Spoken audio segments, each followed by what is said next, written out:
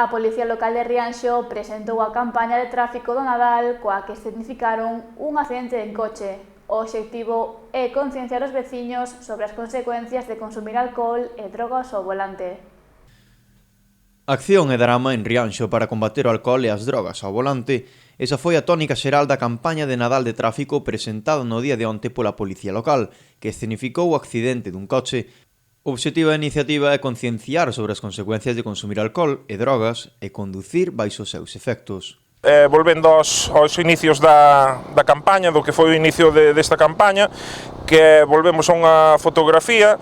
Este ano a fotografía queremos realizar, pois dunha maneira de que a xente daqui do pueblo, pois hoxe, que é cando vamos facer, pois xa poda ver os medios que estamos aquí desplegados, volver a concienciar no de sempre, nestas festas, de se ibas coller o coche que non bebas nin consumas, non bebas alcohol nin consumas drogas. É unha premisa sempre, nestas datas aínda máis, e neso estamos.